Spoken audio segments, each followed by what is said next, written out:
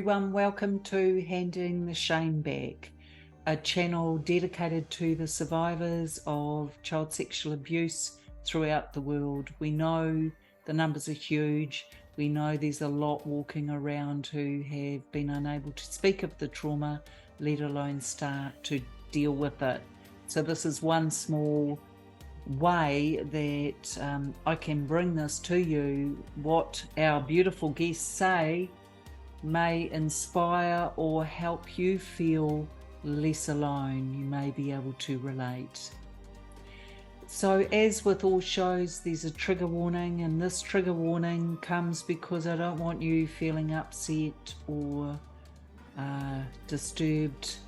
If you start to feel triggered, please stop watching, go to the show notes below, and you'll be directed to some resource and support. In the meantime, I have an amazing guest to bring to you today. She comes to us all the way from Ballarat, Victoria.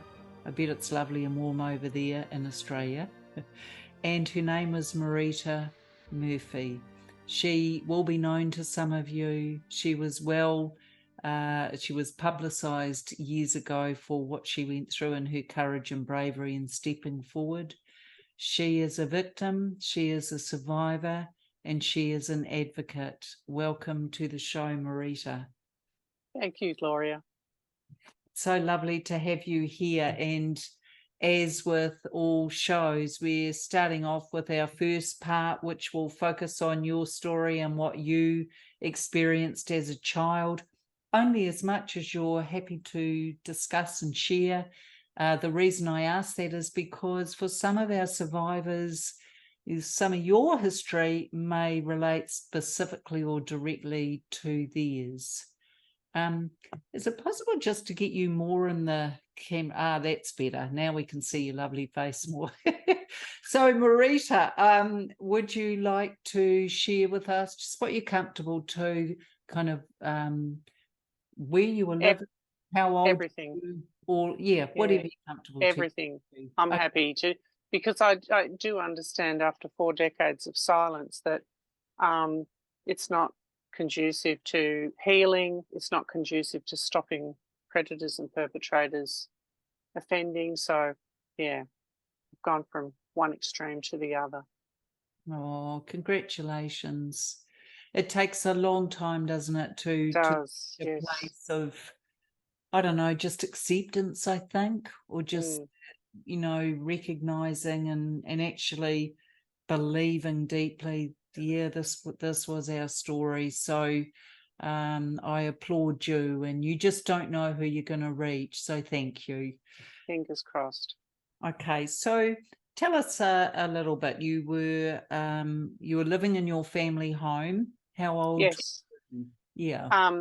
I was 6, and it's all recorded on my self-produced justice journey documentary that's on YouTube. It's called You Be the Judge, the Marita Murphy story.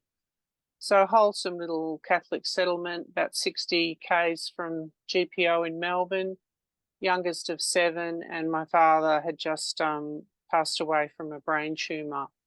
And of course, that's when we have the vulnerability of a family trauma that leaves a child unprotected, I suppose. So I was picked up and taken to Melbourne by a family when I was 7. Mum was sick in hospital, and it's all in my documentary. What they had an Aboriginal juvenile delinquent staying with them or in care with them, and they took me. So the woman's 2 sons, or the family's 2 sons, and the Aboriginal. And yes, the sexual abuse started on the first night. And a 7-year-old just doesn't have a vocabulary to describe. And I mean, I didn't even learn the word rape or what rape meant until years later when I read it in a book and looked it up and finally understood when I was told those boys had interfered with me, or they shouldn't have interfered with me, that they'd been raping me. So, counselling and therapy and that is now offered, and it's actually offered worldwide instead of justice. and that just does not sit well with me. It's good, it's helpful, it's handy, but healing requires justice. These are crimes against children. There's no issue of consent with a 7-year-old. No. And am I correct in, did you just say that the counselling was offered instead of justice? Well, when you go to the police and you report, I saw through the Freedom for Information, I tried to get my case because I was curious about, these people exist, they're alive, my rapists. And I just wanted validation and of how it had destroyed my childhood and my life and my mother's mental health. And the police said, finally, after a very long time, through the Freedom for Information, I got back a copy of my statement, which I already had. And the police had written on it, we've suggested she get counselling and she's refused, like I'm the bad person. Well, I managed for about 50 years without counselling. And now I'm told, I'm a bad person because it has its place, and I hear lots of good reports. But now I'm offered all this higgledy-piggledy counselling, VOCAT, GPs, the Royal Commission into Childhood Sexual Abuse. I want justice, I want validation, and I want compensation. And none of those things are available at all. That's what I'm fighting for, and I'm not going to stop until I get it. So I realised, I just realised I was fighting for myself. Pardon me. Then I realised I was fighting for so many, 1 in 3. Sorry, I just makes you so angry that children don't have a voice, and it's not a child's job to protect themselves. It's an adult's job. It's a child's job to have a carefree childhood. Well, it's exactly, and if not you, then who should be able to every adult everywhere, know. And Marita, I guess you were 7 when it began. How long were you? How long did you have to stay there? Well, as the judges said, 3 male judges, when they overruled a county court woman judge and denied me a voice or the opportunity to go to court, as they said, and it enrages me, and it does and it doesn't, but as they said, I was only raped for a week to 10 days, and then I spoke and I was removed. But the beautiful thing survivors say, because I understand when you've got ritual systemic abuse, etc., generational, that I understand why they said that, but survivors will say to me, it doesn't matter whether you drown in a foot of water or a 20 foot of water, you're still...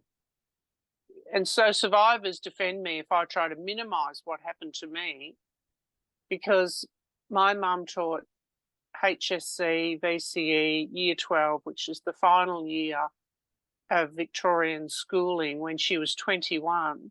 I left school at 12 midterm. Now, clearly my mother believed in education for girls. Why am my life was just destroyed. So can you tell me, because I'm equally in shock and equally impressed. So take the win if you can. But I think what I'm impressed by is, as a child, you actually found your voice. Can you tell us a bit about that? They'd been threatening me, and I spoke at the dinner table after a gang rape under a bridge. So I had 5 older brothers. So they actually called me, years later, they called me Ned. And I thought, oh, my brothers think I'm a tough bushranger like Ned Kelly. But it was an acronym for nothing except Dobbs.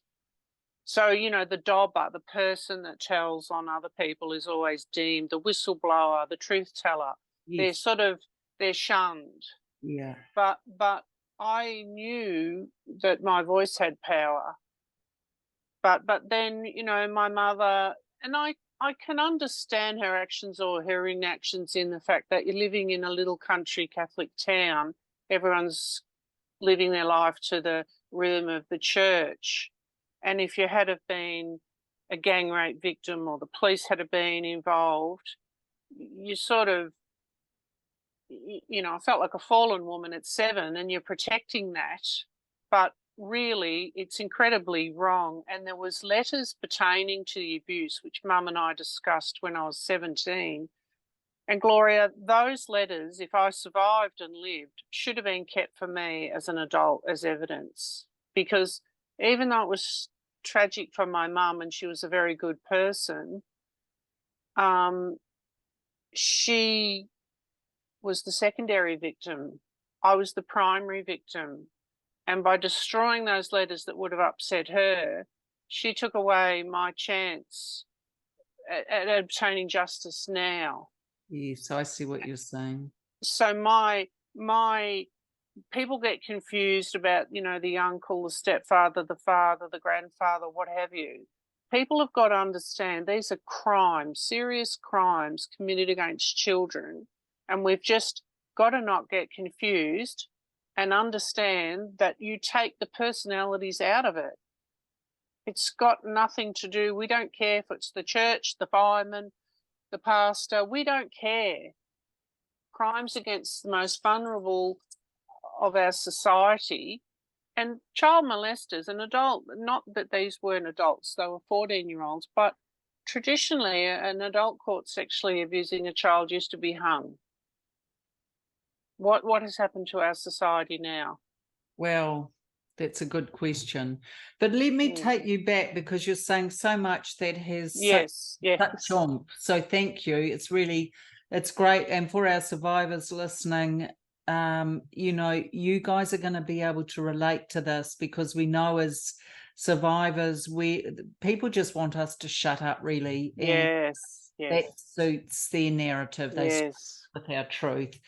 But Marita, I guess, you know, you had dinner one night, living still with this family in Melbourne. You told the truth, and was it the parents at the table that then you chose to act? Good on them. I'm pleased they did that for you. But then they covered their butts. The woman, the mother. You know, I've always said the worst kind of boy, man, is the one spoilt by his mother, and little Johnny never had to face any consequences until I came roaring back into his life and welcomed him to my nightmare. So I've been threatened. I sued him. The courts made me pay him. The bill was $120,000 to not be heard, and he took my money. Yeah. So in response to the Royal Commission, which ran for 5 years into child sexual abuse in Australia, which, not being sexist, just being factual, was called for boys. There's more girl victims than boy victims, but for some reason it's worse for a male because it messes with his future sexuality. But to be honest, to the child, doesn't matter if you're a girl or boy, if you're raped, it's a horrendous criminal experience that you can't make any sense of. It destroys your childhood, takes away your sense of safety and sense of self. And, you know, it's wrong that society deem that a boy interfered with is worse than a girl. It's just the same. And these are societal norms that we need to change, like taking back the shame. The shame actually doesn't belong with us. It belongs to the perpetrators, and we're taking it and giving it back to them. It's their problem. I don't care if you're and of course you were in the era too where, you know, there was no permission given for anything to be other than appearances were everything. So that's what your mum had been conditioned to and brought up with. And although she would, you know, possibly supported you, I don't know. Oh, she did. She was like she's on a tightrope there. I can see it, but she, you know, she's making the decisions with me as a child. But if you live, you're not always going to be a child. No. And her scholastic mentor, the person that instructed her into the Catholic faith and baptised her, was the namesake uncle of the guy I sued for rape. He was a priest. So you had to break down that friendship. Well, they're both dead now, so I just decided to find him. I decided to find them, and it's on my documentary that I've confronted them. And I've done no good. And of course, they're not admitting anything. No. Well, one of them supported me, the Aboriginal. It took the police 1.5 years to find him. It took me about 10 minutes, and he didn't know that I'd sued the other one. And he just said, lady, you need your money back. And he's in the documentary, and he helped me as much as he possibly could. So he had genuine remorse, you know, because my trauma initially was the rapes, but as an adult, my trauma now is financial. It's cost me my marriage. We're going to have to leave our home. We're separated under the one roof. Like, we were having words one day. We'd been married for 38 years, and he said, suddenly, I've never mentioned the money. And I said, you just did. So it had always been there, the money that I lost, that my rapist took. So the one with the most money wins, and he's very wealthy. He's had a successful life, and on all intents and appearances. But when I sued him, because he had the money, he appealed to the Court of Appeals, which adjudicates over the Supreme Court in Melbourne, to get the case thrown out. It's actually called an abuse of power to let it go to trial. But the real abuse of power was these two 14-year-olds with a 7-year-old. And when he appealed to get it thrown out, in which he was successful, he also appealed to get his identity hidden, and I couldn't afford to fight both and lose both. So I didn't worry about it. I wasn't out to destroy anybody. So the judges made the ruling in his favour, but they put their names online. And he was threatening me. If anyone found out his name, you know, I was going to get broken, and I was going to get this, I was going to get that. Like, you're suing someone really wealthy for rape, and he's saying he's innocent, but he doesn't counter-sue. Funny that. And he still hasn't sued me. Funny that. I'm really surprised that you had to pay him. Yeah, sick. It's sick, isn't it? And I'm not going to stop till I get my money back, because that's only one rapist. Well, and especially when you've had one of them come forward and try Yep. and help Yep. you. Surely the whole case can be reopened on that basis. Well, we've released a press release. I'll email it to you afterwards, and you can have a look at it. And they're just ignoring me, you know. And the documentary addressed the Victorian Premier and Attorney General, and the best response they've sent me, Lifeline's number, like, as if I couldn't find that. I felt like necking myself when I saw that was their response. So they'll pick and choose who they want to support. So you'll have a high-profile case like Chrissy Foster. The Premier's actually promoting her book. Well, her daughter walked on the road as a victim of a priest in Caulfield when she was 15 and got hit by a car. And, you know, she's had a recognition and payouts and that. Well, at 15, I walked on the road drunk and didn't get hit by a car. But the parallels are there, where when her husband died, Anthony Foster, the Premier gave him a state funeral as an advocate's father. And the very sad thing is the amount of high-profile advocates who have a platform and awards and that, and they don't stand up or come out. So thank you for giving me a voice, because it's appalling how they haven't drawn attention to my plight. I mean, what more can you do? You follow due process, you report to the police, when they're not going to do anything, you take matters into your own hands and sue.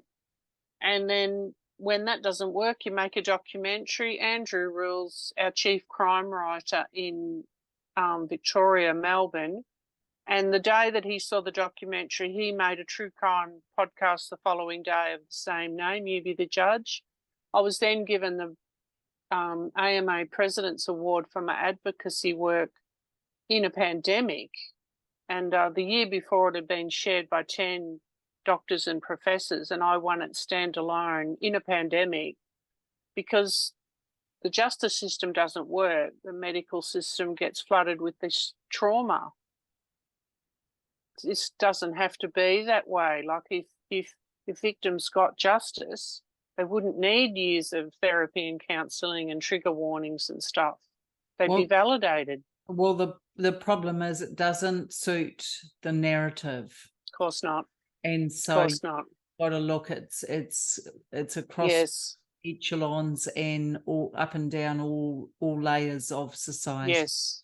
So Yes, it is. I think what as survivors, you know, we need to do is, you know, people are trying to find their voices, but of course the shame is huge. The guilt is huge if the families have gone back and said, look what you've done to us. Oh, we Yes. don't believe Like you. they're the victims. Yeah. And so it's very hard for survivors to have the confidence to actually put their head above the parapet.